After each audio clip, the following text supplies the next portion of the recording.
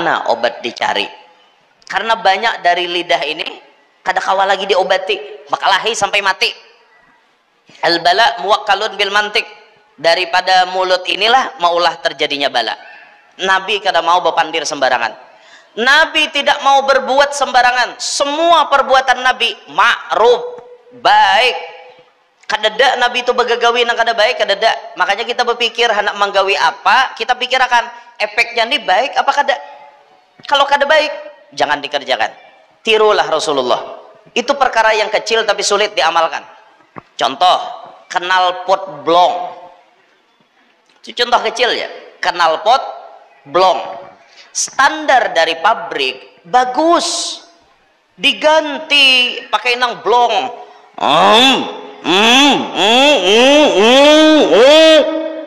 Lalu di kampung sini nah, ya Allah, hai, orang guring terbangun, akan halus terkejut. Itu namanya mengganggu orang. Jangan begagawi nang kayak itu. Standar pabrik tuh bagusnya sudah dilalakoni pulang lah. Jangan tersinggung nah nang knalpot blong, jangan tersinggung. Itu memang harusnya seperti itu. Kita jangan ganggu orang. Belajar perbuatan yang baik. Kita nih berbuat yang baik di medsos. Jangan menyebar perkara-perkara yang kada baik. Yang mana perkara itu kada baik, jangan disebar. Jangan maulah akun yang isinya untuk adu domba. Jangan membuat channel yang isinya untuk mencaci maki. Jangan. Belajar kita dari Rasulullah. Terakhir, ini yang harus kita amalkan semuanya. Nabi Muhammad itu berisi sifat pemaaf. Ya'fu 'anil dzambi idza kana fi haqqih wa sababih. Nabi Muhammad selalu memaafkan kesalahan orang lain. Nabi Muhammad selalu memaafkan kesalahan orang lain. Tidak ada manusia yang tidak pernah salah kecuali para nabi dan rasul. Berarti ada kemungkinan kita salah dengan orang, ada kemungkinan orang lain salah dengan kita. Kita dilajari akhlak oleh Nabi. Bagaimana orang-orang dulu mereka bersalah kepada Nabi Muhammad. Nabi Muhammad dicaci, Nabi Muhammad disambati, Nabi Muhammad diludahi, Nabi Muhammad dijebaki, bahkan Nabi Muhammad mau dibunuhi. Itu Nabi Muhammad. Tapi Nabi tidak pernah menganggap dan dendam kepada mereka. Nabi memaafkan. Belajar memaafkan. Khususnya ibu-ibu. Ibu-ibu ini banyak pendendam. Kalau sekali bermasalah sampai mati kada berawaan. Banyak binian kayak itu. Wadah kami bang, di sini sama. Kau orang lebih aja dah. Belajar memaafkan boy, karena memaafkan itu lebih indah. Memaafkan itu lebih damai, lebih tenang. Ah guru nyaman bepandir ke itu. Hati taruhannya tahulah. Sakit guru waktu disakiti. Iya, siapa yang kada sakit? Paham kita. Tapi belajar sakit itu disingkirkan. Isi dengan pemaaf. Ah guru, itu kan Nabi Muhammad guru. Itu kan Nabi Muhammad yang bisa pemaaf. Wajar kekasih Allah memaafkan. Kita nih orang awam. Kita nih orang awam, kada mungkin mudah memaafkan. Oke, kalau pian bapandir kayak itu, kalau kita disandingkan, dibandingkan dengan Nabi, mungkin terlalu jauh. Ya sudahlah, ayo kita ke bawah sedikit. Bandingkan kita dengan Gus Dur aja. Sampean kenal dengan Gus Dur? Presiden kita dulu 20 bulan menjabat sebagai presiden Republik Indonesia. Jabatan tertinggi di negara kita, presiden. Alhamdulillah. Alhamdulillahil qail qul bifadlillahi wa birahmatihi fabidzalika falyafrahu huwa khairum mimma yajma'un. Wassalatu wassalamu ala sayyidina wa habibina wa syafi'ina wa qurrati a'yunina wa nuri qulubina Muhammad as-sirril masun وعلى آله وأصحابه وذريته وأتباعه إلى يوم يبعثون سبحانك لا علم لنا إلا ما علمتنا إنك أنت العليم الحكيم حصنتكم بالحي القيوم الذي لا يموت أبدا ودفعت عنكم السوء بلا حول ولا قوة إلا بالله العلي العظيم رب اشرح لي صدري ويسر لي أمري واحلل عقدة من لساني يفقه قولي وسدد لساني واهدي قلبي بجاه النبي والصحب والآل دستوركم يا أهل الدرك ويا أهل الباطن ويا أهل النوبة ويا أهل النور أما بعد. Yang mulia para alim, para tuan-tuan guru, para asatidzah, segenap sesepuh-sesepuh dan tokoh-tokoh masyarakat yang kita hormati, wabil khusus para pejabat pemerintah yang berhadir, hadir di tengah-tengah kita staf ahli gubernur bidang ekonomi dan pembangunan yang baru saja beliau tadi menyampaikan sambutan, serta yang kita hormati para pejabat pemerintah dari tingkat kecamatan, ada dari kantor urusan agama, juga yang tidak kalah pentingnya yang sangat kita hormati Shahibul Bait yang menjadi penyelenggara acara hari ini, kepala desa kita yang tadi baru saja menyampaikan tausiah agamanya kepada pian-pian semuanya. Tadi sudah serasa ustadz itu, Bu. Jadi ulun nih kada ceramah kada apa-apa lagi, sudah kepala desa ceramah tadi dah.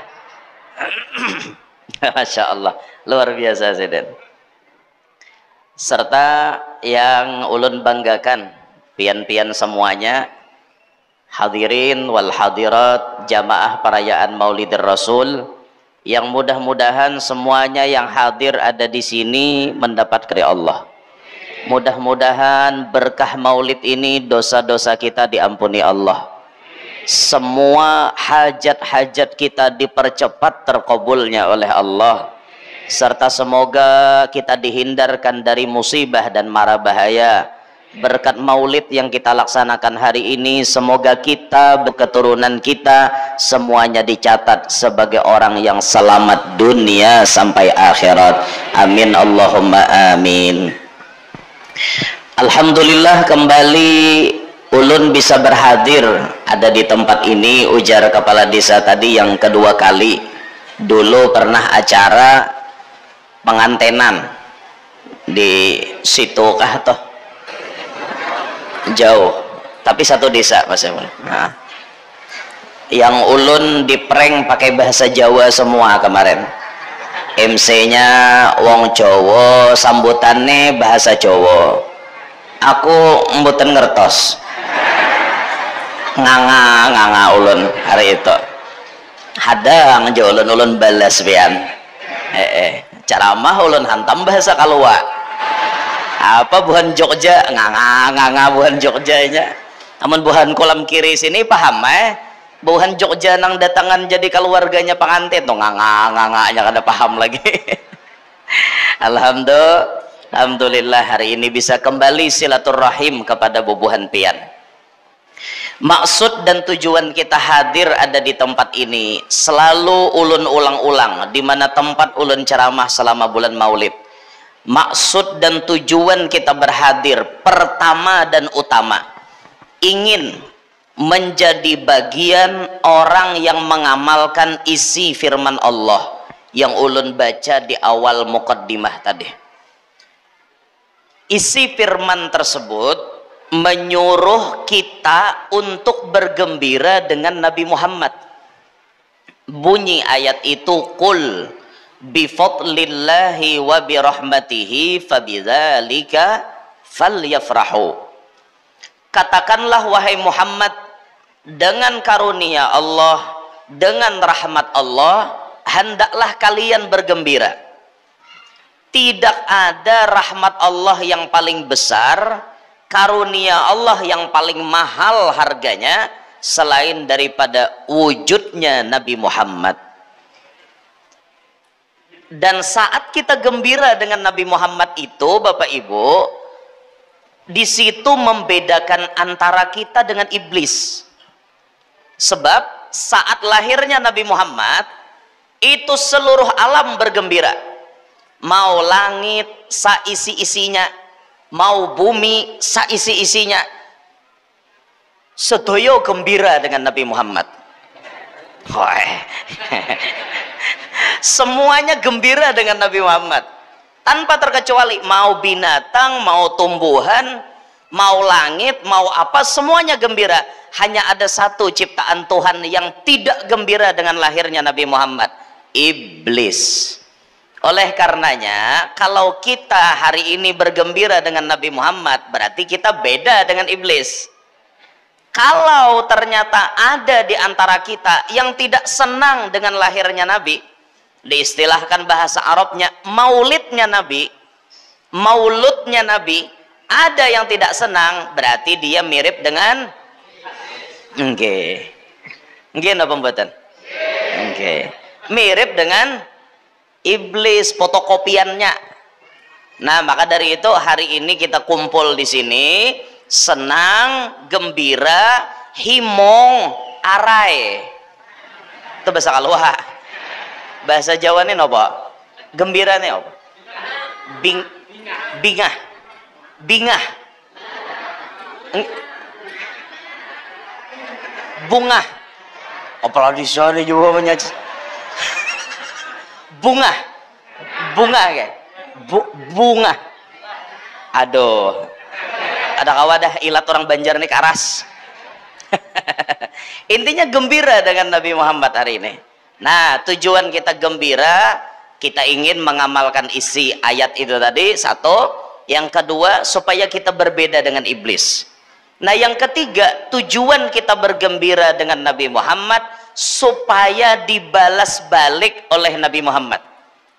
Karena Nabi Muhammad itu pernah berkata di suatu mimpinya orang alim, orang soleh, Nabi mengatakan begini, man fariha bina farihna bihi. Siapa yang senang dengan kami, kami pun senang dengan dia. Kalau kita hari ini gembira dengan Nabi Muhammad, maka insya Allah Nabi membalas balik, beliau pun gembira melihat kita semua. Amin Allahumma amin. Nah, alhamdulillah, kalau kita hitung dari penanggalan di mana Nabi Muhammad dilahirkan sampai 2025 ini, Nabi itu kan terlahir Qubailal fajri yaumal itsnain ats-tsaniya asyara min Rabi'il awwali amal fil. Sebelum terbit fajar hari Senin 12 Rabiul Awal tahun gajah, bertepatan 22 April 571 Masehi. Kalau kita hitung, berarti Nabi Muhammad sudah dilahirkan 1454 tahun yang lalu, terhitung dari 571 Masehi. Sekarang 2025, berarti Rasulullah sudah dilahirkan 1454 tahun yang lalu sampai tahun ini. Namun sejarah maulid ini terus diingat, terus dikenang, dan terus dirayakan. Kenapa? Karena berawal dari maulid inilah titik yang menjadikan perubahan yang sangat signifikan kepada alam semesta. Titik awalnya tuh dari maulid. Dari maulid ini, melewati maulid, nanti kemudian Islam menjadi besar. Melewati maulid ini, semuanya nampak di alam semesta ini, merasakan bagaimana keberkahan maulidnya Nabi Muhammad. Bahkan lahirnya Nabi Muhammad ini menggemparkan alam semesta. Kayak apa yo kada gempar? Langit hibak lawan cahaya.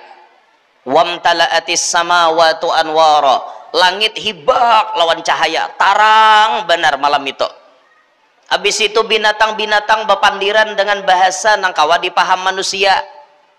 Ujar Habib Ali dalam maulidnya, wa ma min dabbatin fil ardi wa ma min dabbatin, tidak ada, wa kullu dabbatin, semua binatang, li Quraisyin, milik orang Quraisy, nataqat bi fasihil ibarah, ia bertutur dengan bahasa nang kawa dipaham oleh manusia, mu'linatan bi kamalil bisyarah, karena mengumumkan bahwa saat itu lahir Nabi Muhammad. Jadi jarpae barataan binatang malam itu bapandiran dengan bahasa manusia. Manusia ini paham. Karena binatangnya tuh badiam di Arab, maka pandirnya bahasa Arab. Qad wulidan nabiyul muntazar, ujar ayam, ujar kambing, ujar onta, ujar sapi, ujar burung. Sungguh dilahirkan nabi yang dinanti-nanti. Jakanya binatangnya tuh di Wanaraya sini, bahasa sini. Jakanya dikaluakan. Nah, malam ini lahir Nabi Muhammad. Jaka tidak kayak itu pandirnya. Cuman karena inya berdiam di Arab, jadi bahasanya bahasa Arab. Tapi manusia kawa memaham. Sehingga malam itu jadinya gempar. Karena sesuatu yang aneh-aneh itu terjadi saat lahirnya Nabi Muhammad. Maka kalau kita lihat dari sejarah Nabi Muhammad ini, kelahiran beliau sendiri telah memberikan efek yang sangat jelas kepada peradaban-peradaban yang telah ada di alam ini. Contoh misalnya, sebelum Nabi Muhammad lahir, itu orang-orang Majusi itu penyembah api. Komunitas mereka mayoritas terletak di daerah Persia. Persia itu sekarang masuk negara Iran. Mereka menyembah api. Tuhan mereka tuh api. Ribuan tahun api itu kada suah pajah. Kada suah pajah ribuan tahun. Pas lahir Nabi Muhammad pajah sorangan. Lahir Nabi api nang sing nyarakan tuh pajah. Makanya buhannya bingung, Tuhan mati. Kemana aja buhannya Tuhan nih maka hilang nih kadep. Nah itu Bang, itu tuh bukti awalu fadilatil mu'jizat bi khumudi nari Faris. Awal-awal mukjizatnya Nabi Muhammad dengan padamnya api di negeri Persia yang disembah oleh komunitas orang-orang Majusi. Padam saat itu, Pian. Artinya kan memberikan efek yang sangat jelas. Itu baru lahirnya. Baru lahirnya sudah menggoyangkan peradaban-peradaban yang menentang Allah Subhanahu wa taala. Itulah Nabi kita Muhammad sallallahu alaihi wasallam. Belum lagi istana yang megah di Persia itu. Ada disebut namanya Iwanu Kisra. Istana Raja Kisra. Letaknya di negara Persia. Itu jadi kebanggaan orang-orang kafir saat itu. Itu istana kami hebat. Saat lahirnya Nabi Muhammad irtijaj, bergoyang kayak kena gempa. Istana tuh kayak kena gempa. Lalu kemudian wasukuti syurafat, merobohkan tiang-tiang kemegahan mereka. Tiang-tiang yang sangat megah di istana itu roboh. Itu waktunya lahir Nabi kita Muhammad sallallahu alaihi wasallam. Bahkan bibinian-bibinian saat itu nang mana batianan pasti bilanya beranak anaknya lalakian. Pasti anaknya lalakian. Habib Ali mengatakan wa ma min hamilin hamalat fi dzalikal am illa atat fi hamliha bi ghulam min barakati wa sa'adati hadzal imam. Tidak ada daripada wanita yang hamil pada itu tahun melainkan semuanya melahirkan anak laki-laki. Kadada nang melahirkan anak bibinian, semuaan lakian. Artinya di tahun di mana Nabi Muhammad dilahirkan itu bersih daripada dosa terhadap anak-anak bayi yang tidak ada salah apa-apa lalu kemudian dibunuh. Dulu kan tradisi Arab jahiliyah tuh bilanya anak bibinian lahir dikubur hidup-hidup. Hari ini lahir, hari ini dikubur bibinian tuh. Itu tradisi mereka yang tidak baik. Saat lahir Nabi Muhammad tidak ada pembunuhan kepada bayi-bayi karena semua bayi dilahirkan jenis kelaminnya laki-laki. Sehingga tahun itu tidak dikotori dengan pembunuhan terhadap bayi. Subhanallah, itu cara Allah memberikan sebuah kemuliaan di mana tahun kekasihnya dilahirkan ke muka bumi ini. Itu luar biasanya. andai ada tahun itu bibinian lahir pasti dibunuh. Hen bo bibinian bahari ibu kada dihargai, bila lahir pajal lurang bawah tanah mati itu bang dah. Ganal ada bibinian kada dihormati juga, dilahirkan hanya untuk melahirkan. Dede orang menghormati, warisan kada dapat bahari, mbah itu pulang dijujur kada, diberi mahar kada, maka bisa diulah budak ha pulang. Maka binian ni bila jadi budak kada boleh berbaju, betilanjang kahulu kahilir, maka gratis nang japai asa naksir tarik ke pinggir. Ka itu bahari kada berharga buhan pian bahari zaman dulu kada berharga 3.000 untuk campur odol tuh juga saking kada berharganya. Tapi datangnya Nabi Muhammad mengangkat harkat martabat para ibu-ibu. Bahkan saat sahabat itu bertakon lawan Nabi, ya Rasulullah, kepada siapa ulun harus berbuat baik? Ibumu, jar Nabi. Kepada siapa lagi? Ibumu. Kepada siapa lagi? Ibumu. Kepada siapa lagi? Bapakmu. Jadi ibu 3, bapak 1. 1 bapak 3 ibu.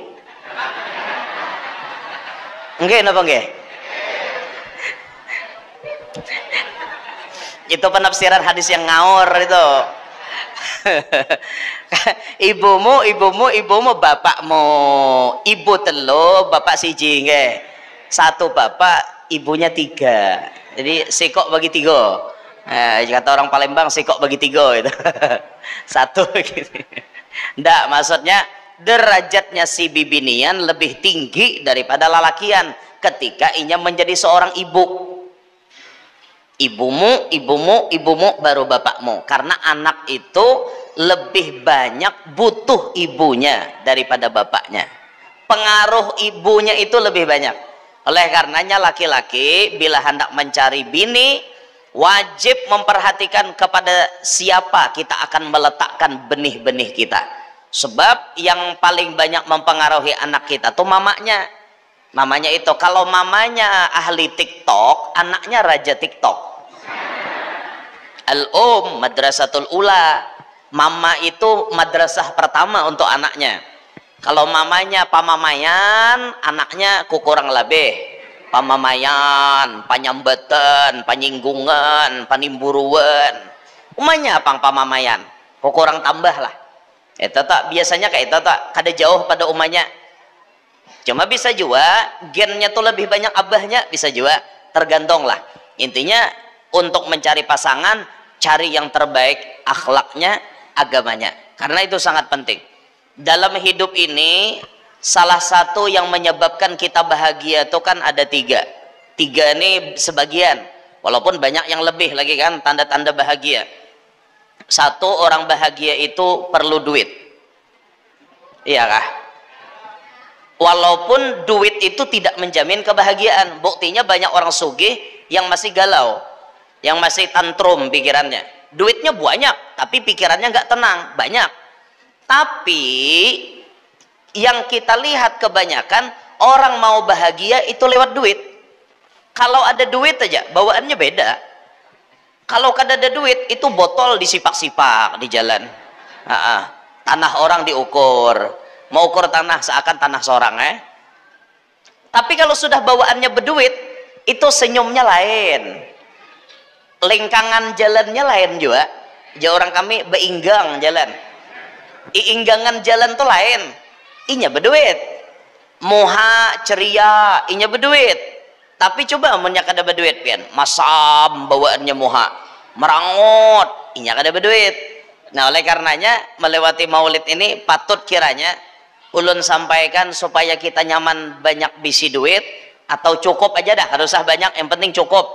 Mau kawin ada duit, mau beli mobil cukup duit, mau beli kendaraan roda 2 ada duit, mau beli tanah cukup duit, mau bangun rumah cukup duit. Itu aja, kada usah sugih, yang penting cukup. Mau naik haji cukup duitnya, kada usah sugih, yang penting cukup. Bersimpanan dolar di bawah bantal 1 juta dolar cukup. Di acara maulid ini sebenarnya bisa jadi wasilah kita mendapatkan keberkahan dari duit kita. Salah satunya anjuran ulama, yakni apabila maulid dibacakan, in quri'a maulidun Nabi sallallahu alaihi wasallam ala darahima maskukatin fiddatan kanat aw dhahaban. Jika maulid dibacakan di hadapan duit, artinya ketika ada orang baca maulid, mulai dari awal maulid sampai doa maulid, diletakkanlah duit. Kan sering tuh ulun sampaikan sudah. Diletakkan duit di hadapan orang baca maulid. Lalu kemudian duit tersebut diambil, digabung dengan duit yang sudah ada. Mau dalam dompet, dalam celengan, dalam tabungan, dalam berangkas, terserah. Duit yang diletakkan di orang maulid digabung. Ujar orang Banjar menyambat duit pipikat. Orang Jawa bilangnya apa? Duit pipikat nih. Nah, apa Pak? Duit melet, duit pelet. Ini duit pelet. Ini cara bikin duit pelet. Duit pemikat yang memikat teman-temannya supaya datang. Jadi duit itu kalau sudah disimpan, katanya si Imam Fakhruddin Ar-Razi, kata beliau, la yaftakiru sahibuha. Si pemilik duit itu tidak akan merasakan fakir, tidak akan merasakan miskin. Wala yafrughu yaduhu, dan tangannya tidak akan pernah kosong daripada duit. Silahkan pian buktikan, dan ini sudah mujarrab, sudah terbukti. Duit kita letakkan ketika orang awal baca maulid, lalu kemudian selesai doa maulid, duit itu kita ambil, masukkan, digabung dengan duit-duit yang lain, supaya jangan tapa huruf, jangan tatukar. Duit itu dicirii, tulisi pipikat, supaya kada tapa huruf. Atau pian laminating, kada apa-apa, buat dalam dompet atau masukkan dalam berangkas. Selama duit itu gabung dengan duit yang lain, ia tidak mau sendirian. Sifatnya tidak mau sendirian. Ia pasti akan memanggil teman-temannya. Ini pesugihan putih loh Pak. Ini bukan pesugihan ngaji ke gunung-gunung, itu bukan. Ini pesugihan ala-ala Islam. Duit itu memanggil dengan teman-temannya. Soekarno-Hatta, sini, main sini yuk. Ayo sini yuk Soekarno-Hatta. Datang Soekarno-Hattanya. 50.000 itu apa sih gambarnya? WR Supratman, WG Rodol Supratman. Sini dulu Gusti Ngurah Rai gambarnya. Sini Oto Iskandar Dinata, sini Dr. Idham Khalid, sini main sini. Kapitan Patimura ndak usah. 1.000 toh ndak usah main. Soekarno-Hatta aja banyakin temannya. Oh, datangnya. Nah, itu salah satu kunci supaya duit kita berkah. Jadi itu ada tuntunannya dari ucapan ulama kita. Kalau pian-pian mau amalan, boleh mau amalan. Kalau pian mau amalan supaya duitnya berkah, amalkan setiap hari ya Wahhab 300 kali. Sebentar aja ya Wahhab, ya Wahhab, ya Wahhab, ya Wahhab, ya Wahhab. Hanya pakai tasydid. Ya Wahhab, panjang dan pakai tasydid. Ya Wahhab, ya Wahhab, ya Wahhab 300 kali. Rasakan keberkahan duit pian. Atau pian sholat duha, la yajtami'ani ad-duha wal faqr. Tidak pernah terkumpul duha dengan fakir. Artinya kalau orang itu rajin duha, maka ia tidak akan fakir. Apalagi setelah selesai sholat duha, pian baca zikir 10 kali aja. Ya basit, ya basit, ya basit, ya basit, banyak panjang. Ya basit 10 kali. Insya Allah duitnya semuaan diberkahi. Insya Allah. Walau tidak banyak tapi berkah. Walau tidak banyak tapi cukup. Semuanya cukup. Itu lebih daripada sugih sudah. Kita mau jalan-jalan, duitnya ada. Kita mau ke Mekah, duitnya ada. Alhamdulillah. Itu, dan kita merasakan itu Bapak Ibu. Ulun jujur, ulun dari bujangan sudah mengamalkan itu. Dari bujangan. Dan ulun mengamalkan itu bahkan dari anak-anak. Dan terbukti ulun dari anak-anak mulai kelas 4 SD sampai ulun wayah ini kada pernah minta duit mama abah. Dari kelas 4 SD kada pernah minta duit mama abah. Kita bekerja bongkar muat barang waktu SD. Waktu kita sekolah sanawiyah kita berjualan di pasar. Bila hari libur, hari Ahad atau tanggal merah, kita jualan di pasar. Jualannya dulu jualan pestisida, Herbatop, Gramoxone, Roundup, Basmilang, Ale, racun tikus, Puradan yang kita jual, Urea, TSP. Itu kita hafal itu. Ini Roundup ini kalau kumpainya rumputnya hendak cepat mati, campuri Ale. Ini sekian takarannya, campuri DMA, lekas lagi matinya. Itu makanan ulun bahare. Makanan aja. Maksudnya tuh hafal ulun gitu nah. Tapi ya di salah-salah berjualan kada kawah hendak diminum itu. Mati bujang awak. Itu dulu. Jadi kita kada pernah minta duit sampai kita kawin.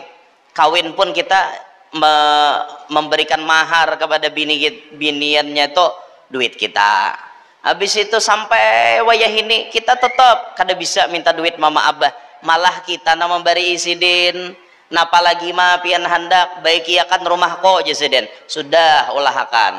Napa lagi pian bawa aku ke Makkah, sudah dibawa ke Makkah mama abah. Kan itu kita jadi anak itu harus bisa, jangan jadi beban orang tua. Kalau kita mau dikatakan pemuda, pemuda itu yang bisa berkarya.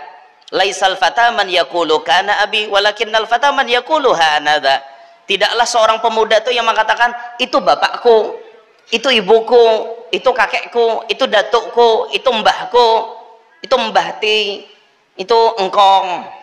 Apa-apalah yang bisa dibanggakan cuma keturunan. Mana dirimu, mana hasil karya dirimu, mana? Bisakah kamu mengatakan ini hasil karyaku, ini hasil usaha tanganku? Kalau belum bisa seperti itu jangan ngaku pemuda. Itu berarti anak mami, masih anak mami, masih anak papi, belum punya karya sendiri. Nah kita alhamdulillah ketika kita ingin mengamalkan, kita ingin mandiri, kita dapat amalan dari guru kita seperti itu.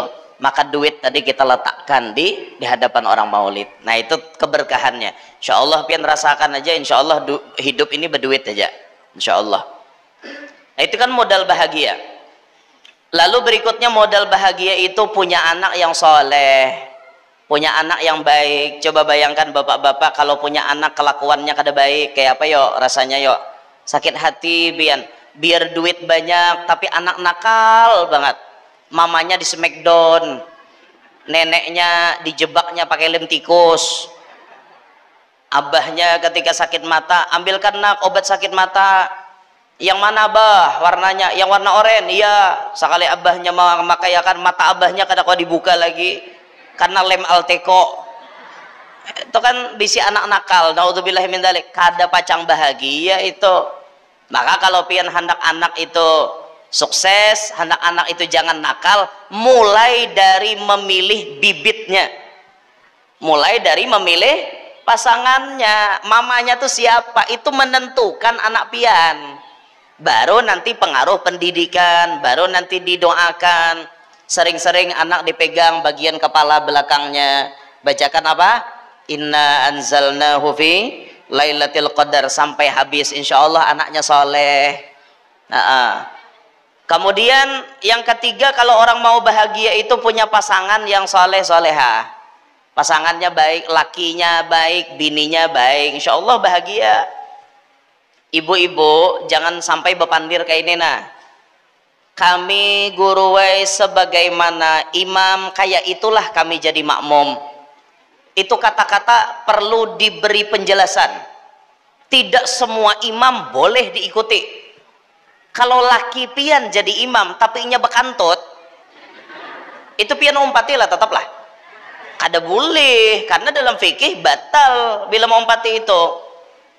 Berarti kalau imamnya kentut, Apa tujuan berikutnya yang harus kita lakukan? Ya kita sholat sendiri, melanjutkan. Kalau imamnya salah, rokaatnya tak salah, ditegur karena kelebihan rokaat. Ada ini kade laki salah, bini umpat salah. Laki ulun gurue ketujuh menjablay. Jadi karena laki ulun menjablay, ulun bawa naik lakian ke rumah. Itu luput. Itu dua-duanya hungang. Paham lah pian hungang? Bahasa Ruki gerung itu dungu. Kada pintar. Orang kalau punya laki itu kada baik, seorang baik-baik turuti Asiyah. Asiyah tuh buai isi laki Fir'aun. Asiyah itu isi laki namanya Fir'aun. Bejat kelakuan Fir'aun. Asiyahnya tetap jadi orang baik. Kalau ada laki kada baik, tegurlah. Tegur abahnya, jangan kayak itu kada baik, kada boleh nah kayak itu, ditegur. Habis itu pian pinta akan banyu. Bila ada tatamu tuan guru dipinta akan banyu, minta akan gasan laki guru supaya nya insaf kayak itu. Karena bila nya guring boy tulisi di pahanya pakai banyu liur. Tuh, pak liur pian culup nah di paha kanan shot, nah culup lagi nah paha kiri dot, bahasa Arab nih lah huruf hijaiyah. Bila pahanya tuh boy ditulisi shot lawan dot, laki pian kada liar lagi, kada liar lagi nya karena shot lawan dot ini nang menghalanginya. Jadi si utuh longor di tangahan tuh kada kemana-mana lagi, aman-aman saja itu kan kayak itu. Bila laki guring bersalawar pacol salawarnya, napa aja laki memacol satu mata entah. Ayo gampang aja itu makalan nih, yang penting laki kau aja jadi orang baik. Ayo itu tah. Lantas guru kalau kada mau sembuh juga kayak apa? Kalau kada mau sembuh juga, lakinya sudah dipintakan banyu lawan tuan guru, lawan Habib, dipintakan banyu, masih lakinya ini kada ambih juga. Bisa pian obati dengan cara seperti ini. Ambil bajunya, baju yang pernah dipakainya, walau sekali, asal pernah dipakainya. Ini obat untuk semua lah, mau laki-laki mau perempuan sama obatnya ini. Penyakit apapun obatnya ini. Penyakit judi, penyakit mabok, sabu-sabu, enggak sholat, berani dengan orang tua, wani menampiling bini, wani meninjak laki, kada sayang lawan anak, pemalas, kada mau begawi, apalagi bezina, menjablai taros. Ini obatnya semuanya nih, komplit. Obat itu, obat untuk itu. Ambil bajunya, tulisi di bajunya ayat pertama surah Al-An'am. Ayat itu berbunyi Al-An'am jar, Al-Maidah salah. Al-Maidah.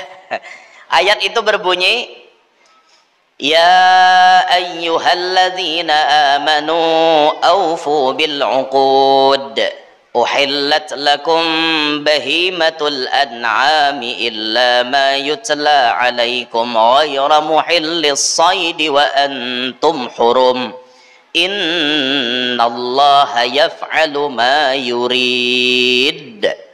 Tulis di baju tadi, tulis pakai spidol, tulis. Setelah pian selesai menulis ayat itu, pian baca ayat yang ditulis itu tadi, dibaca satu kali.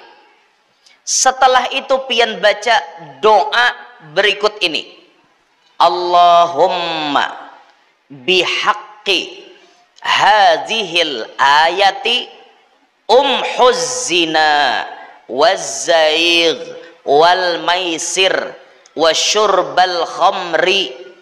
Hendak ditambahi boleh, watarkas shalah wa uquqal walidain wa jami'al ma'asi min qalbi, utuh tanggiling ben utuh kalambuai, fa innaka fa'alul lima yurid. Selesai. Tutup bajunya, cari kuburan, cari kuburan. Ini ilmu jenis-jenis yang halal lah, ini yang putih-putih semuanya. Cari kuburan. Kalau bisa kuburan itu kuburan tua yang sudah puluhan atau ratusan tahun. Yang puluhan tahun kalau bisa ratusan tahun. Cari kuburan, masukkan baju itu ke dalam kuburan. Masukkan. Ketika memasukkan ke kuburan, permisi dulu lawan yang si ahli kuburan. Hadiahi Fatihah dulu, permisi, lakopina ditapak sidin. Nabuk-nabuk kuburan ko jarnya gini. Nah, masukkan baju itu tadi, lalu pian baca amun bisa bahasa Arab. Bahasa Arabnya gini. Kama mata sahibul qabri yamutuz zina waz-zaigh wal maisir wa syurbul khamar wa tarkus shalah wa uququl walidain wa jami'ul ma'asi min qalbi utuh tanggiling bin utuh kalambuai. Tutup kuburannya. Kalau pian tidak bisa bahasa Arabnya, pakai bahasa jenengan sendiri.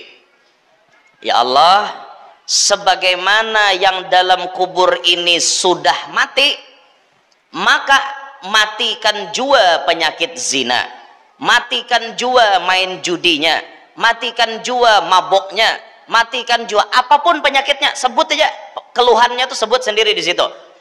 Dari hati si Ano bin si Ano.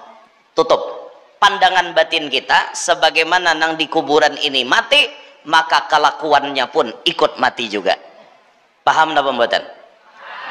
Kalau jenengan punya orang-orang yang seperti itu nakal, bisa diobati dengan cara yang ulun sebutkan itu tadi. Silahkan Anda praktekkan masing-masing, jangan mencari ulun. Ini pas sudah disampaikan malah datang mantari ulun. Kita tuh menyampaikan dengan maksud pian kerjakan sendiri, karena ulun kada sempat membantu. Tapi tetap kadang-kadang kalau ulun bule ke keluar, baju itu numpuk di rumah. Ini ada yang penyakit mabok, sabu-sabu, gila bibinian, ini wani lawan bini, wani lawan mama, numpuk baju. Padahal kita kada sempat kadang-kadang. Ya namanya diantari, mau kada mau kerjakanlah itu. Kadang-kadang ya kadang 4, 5 sekali pulang itu. Maksud ulun menyampaikan ini supaya pian bisa menggawi sorangan. Gawi pian sorangan. Kalau ada dari keluarga pian yang nakal, yang mabok, yang judi, yang apa, silahkan obati dengan cara itu tadi. Cari bajunya tuh pernah dipakai inya, jangan dipakai nang lain, harus inya aja nang makai. Nah makanya hati-hati, mun baju anak pian dipuruk oleh laki pian, usia laki pian nang takana anuannya. Nah itu paham kah? Terus supaya kita tuh bahagia, jadi berisi pasangan yang saleh dan salehah. Dah, kembali ke kisah Nabi Muhammad sedikit lagi. Jam berapa ampihan? Ini sudah setengah 12. Setumat lagi. Udah 2 menit lagi. Kenapa, Bo? Ibu-ibu suka pendek apa panjang? Panjang. Panjang, nggih. Lebih baik pendek masuk semua atau panjang masuk separuh? Suka yang mana, Bu? Pendek tapi masuk semua, panjang masuk separuh. Lebih suka mana, Bu? Panjang masuk semua. Keenaan itu. Kenyamanan itu. Ala kulihal, ceramah itu paling nyaman sedang-sedang saja. Sedang-sedang saja itu paling nyaman sudah. Kalau melihat yang di depan ma'alih sila 2-3 kali, berarti sedang ampe. Ulun menghitung loh Pak, pian sila itu berapa kali balik. Ulun hitung kalau sudah 3-4 kali itu berarti sedang ampe dah. Tapi kalau ulun berdiri itu aba-abanya biasanya batis ulun sakit. Kalau batis ulun tuh sudah sakit itu berarti sejam itu sudah. Itu pasti. Kalau ulun ceramah berdiri paling nyaman mengontrol waktu itu, biar kada melihat jam. Bila ini nyut berarti sejam Mbak. Sakit soalnya bila lawas berdiri itu uyuh sakit. Ini belum pang lagi nah. Sedikit lagi berarti. Dah, Ma'asyiral hadirin, jadi Rasulullah ini menjadi sosok yang sangat luar biasa. Sebelum lahir namanya sudah dikenal, ketika lahir menggemparkan alam semesta, ketika sudah besar membawa keberkahan yang luar biasa. Termasuk kita-kita di sini semuanya mendapatkan keberkahannya Nabi Muhammad. Namun yang paling penting dari semua itu, seberapa banyak kita bisa mengikuti jejak langkah Nabi Muhammad. Itu yang paling penting. Dakwah Nabi itu sudah tersebar kemana-mana, sudah. Bahkan sampai hidayah itu kepada kita. Seberapa banyak kita bisa mengikut beliau, khususnya dari segi akhlak. Bagaimana kita mengikuti Nabi Muhammad? Contoh kecil aja. Nabi Muhammad itu orang yang memiliki akhlak yang sangat lawan orang tuh apa yuk? Supel kah bahasanya tuh? Lawan orang tuh nyaman Nabi itu nah. Bergaul tuh Nabi kada pilih-pilih. Mau sugih, mau miskin apa, semuanya merasa seperti bisa mendekat dengan Nabi Muhammad. Nabi Muhammad merasa nyaman, orang lain pun merasa nyaman dengan Nabi. Makanya beliau itu dikatakan lahul khuluqus sahal. Nabi memiliki akhlak yang sangat mudah. Wal lafzul muhtawi 'alal ma'nal jazal. Nabi Muhammad berisi kalam, berisi pandir yang singkat, padat, berisi, tidak bertele-tele. Pandirannya Nabi Muhammad itu yang penting-penting aja, kada bertele-tele. Nabi kada suka bertele-tele. Bahkan Nabi itu la yaqulu wa la yaf'alu illa ma'rufa. Nabi tidak pernah berkata-kata, tidak pernah berbuat kecuali yang ma'ruf. Ma'ruf itu maknanya lebih daripada baik, itu ma'ruf. Contoh, orang sholat baik apa kada? Sholat baik apa kada? Tapi sholatnya di jalan raya, masjid ada, rumah ada, musola ada, tapi ma'ampar sajadah di jalan raya, baik apa kada? Itu namanya sholatnya baik, tapi gawian sholatnya tidak ma'ruf. Artinya sesuatu yang baik belum tentu ma'ruf, tapi kalau sesuatu yang ma'ruf sudah pasti baik. Nah itu contohnya seperti itu. Orang ngaji Quran, baik apa kada? Baik, tapi ngaji Qurannya jam 2 malam pakai mic corong, baik apa kada? Ma'ruf apa kada? Kada, karena mengganggu orang tidur. Apalagi pakai sound horeg. Kalau ditanya apa hukumnya sound horeg, tidak susah kita menjawab. Sound horeg itu lihat efeknya apa. Efeknya apa? Ini genteng jebol. Anak-anak kecil nangis, ngamuk karena takajud mendengar suaranya. Yang tuha-tuha tahi talinga paculan gara-gara sound horeg, karena sifatnya mengganggu berarti haram, tidak ma'ruf. Tidak sulit menyimpulkan hukumnya, tidak sulit. Yang sulit itu bertarung dengan hawa nafsu kita. Ini kan musik, kenapa diharam-haramkan? Wah, itu kan akhirnya kayak itu. Padahal yang kita lihat bukan masalah musiknya tuh bukan apa. Semua sesuatu itu sebenarnya boleh-boleh saja, tapi melihat efek berikutnya. Karena yang ditimbulkan ini merugikan, berarti efeknya mengganggu. Mengganggu itu haram dalam agama. Itu dalam Islam tuh seperti itu. Nah, Nabi tidak mau berkata-kata kecuali yang baik. Oleh karenanya Bapak Ibu kita belajar bagaimana mengatur kata-kata supaya yang keluar ini yang baik, yang keluar dari mulut kita nih yang baik, yang tidak menyakiti hati orang. Ada kadang-kadang tutur katanya lembut tapi menyinggung orang.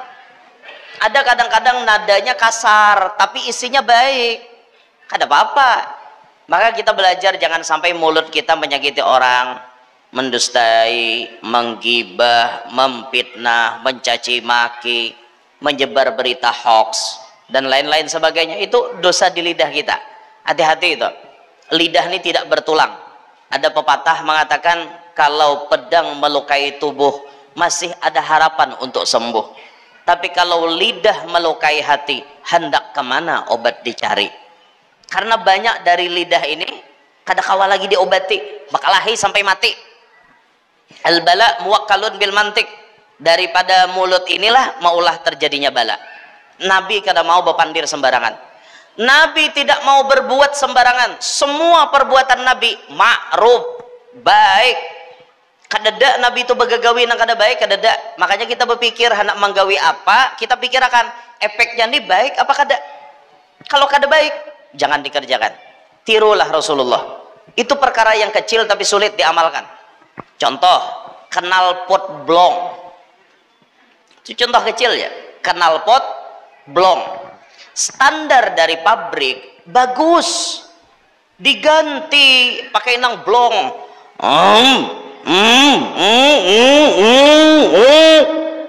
Lalu di kampung sini nah, ya Allah, hai orang guring terbangun, akan halus terkejut.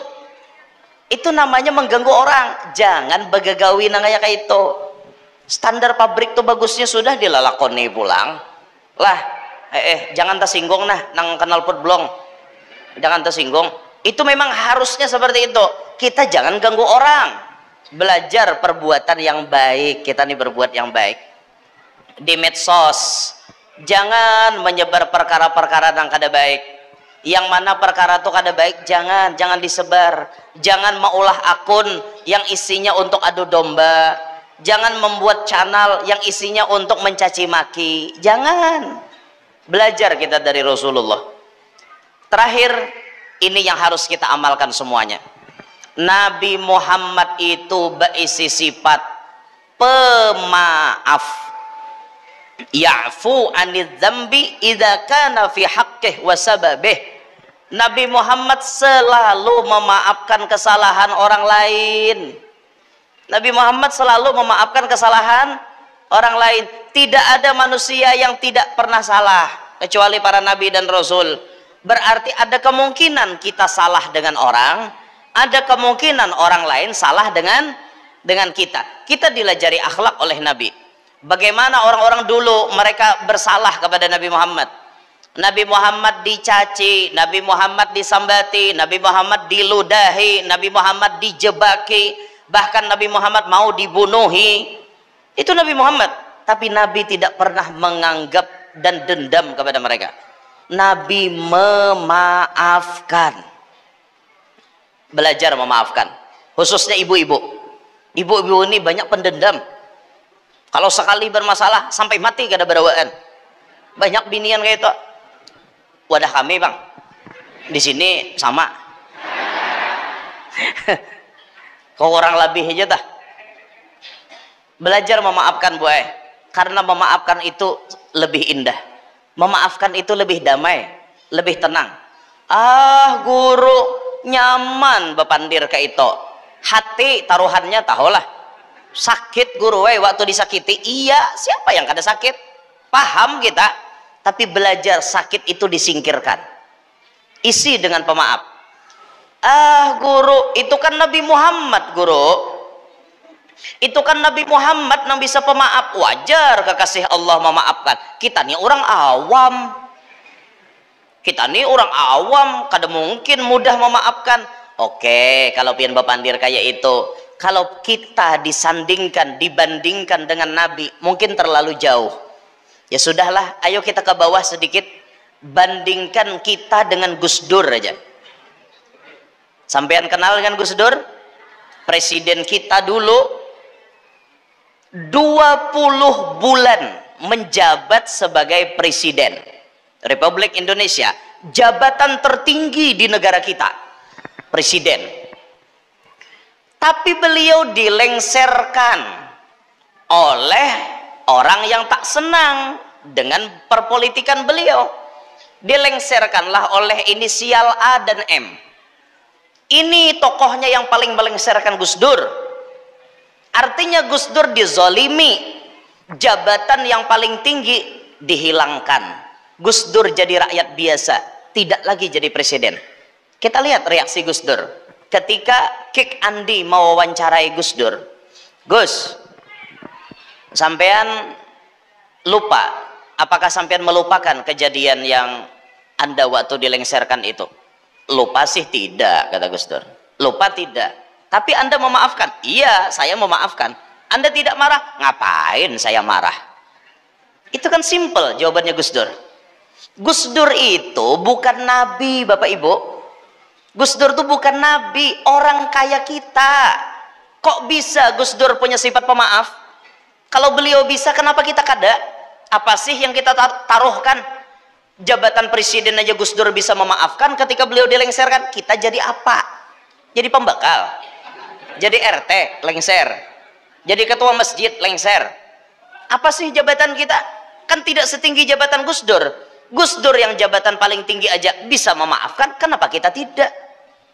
Mikir dong. Afala ta'qilun? Afala tatafakkarun? Afala tafqahun? Coba kita pikirkan.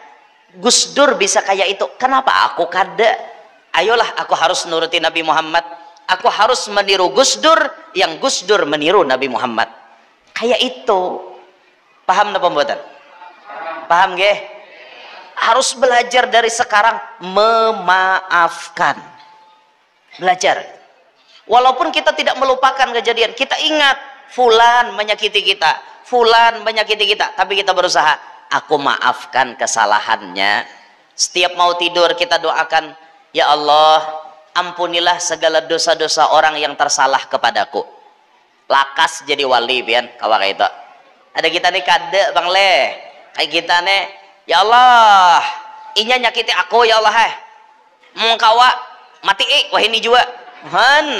Kayak itu Bang. Lalu kada mau jadi wali ya. Nah, tetap belajar kita dari Gus Dur. Masya Allah, Gus Dur luar biasa sih Den. Ulun pribadi jujur, ulun ini termasuk fans Gus Dur, pecinta Gus Dur, termasuk kita. Bahkan kata guru kita, Gus Dur itu termasuk wali jazab, majzub beliau. Makanya kelakuannya kadang-kadang nyelenehnya Gus Dur, tapi membawa berkah.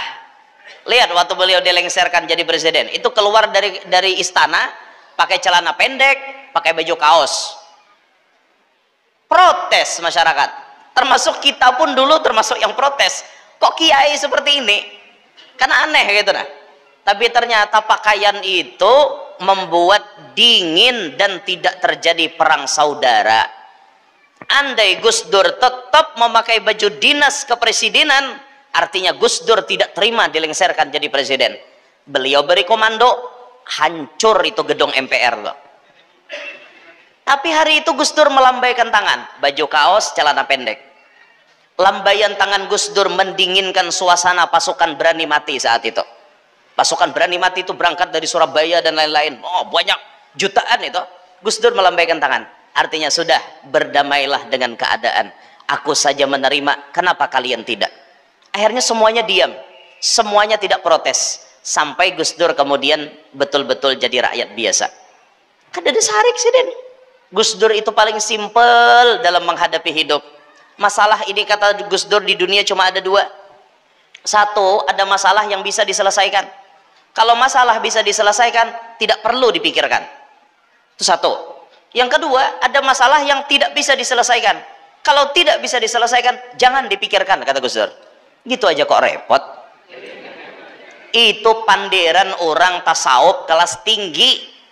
Gitu aja kok repot. Artinya ngapain repot-repot memikirkan alam? Sudah diatur oleh yang maha kuasa.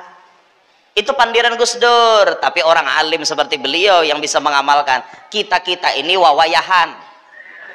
Wawayahan bisa menerima, wawayahan menggerunum juga tulak saruan kada dapat nasi amok juga lapah-lapah aku jar tulak jauh-jauh dapat nasi kada sarik juga Nah, itu kan artinya wawayahan. Namun Gus Dur Masya Allah luar biasa beliau tuh. Makanya kita ini termasuk Gus Durian juga. Artinya pecinta Gus Dur. Semboyannya pecinta Gus Dur itu Gus Durian. Bubuhan Gus Durian nih. Masya Allah luar biasa. Kita belajar dari situ. Beliau bisa jadi insan yang pemaaf, kenapa kita tidak? Itu akhlak Rasulullah loh. Ada satu lagi ulama di Indonesia ini dulu, tapi dulu banget, yang beliau itu dijahati, dizolimi, bahkan beliau masuk penjara 4 tahun kalau kada salah. Namanya Buya Hamka. Buya Hamka tuh fatwanya tegas. yang tidak senang memasukkan beliau ke penjara. Tapi tahulah pian, waktu beliau sudah keluar dari penjara, yang memasukkan beliau ke penjara malah ngirim surat, kalau saya mati nanti tolong Buya yang jadi imam sholat jenazah saya. Itu ternyata Allah berikan panjang umur Buya Hamka. Yang memasukkan beliau ke penjara mati duluan. Apakah Buya Hamka datang atau tidak? Ternyata datang. Ini orang yang memasukkan beliau ke penjara, malah beliau datang jadi imam sholat jenazahnya. Itu hebatnya Buya Hamka. Amun ulun kan harapan. Ini orang memusuhi ulun, guru datang ya kan imamnya, suruh nalain aja imamnya, aku haur. Wah, karena kita tidak sekelas wali seperti beliau. Nah, makanya kita nih belajar. Ayo kita belajar. Mereka bisa, kenapa kita tidak? Guru sakumpul banyak nama musuhi sidin, tapi nang memusuhi malah diberi duit, diberi macam-macam oleh guru. Beliau bisa, kenapa kita tidak? Beliau tuh bukan nabi, beliau hanya orang yang menjalani jalan nabi. Mereka bisa, kenapa kita tidak?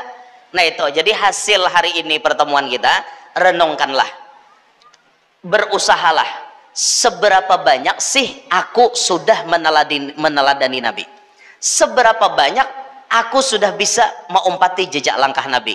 Renungkan itu, jawabannya pian yang menjawab masing-masing.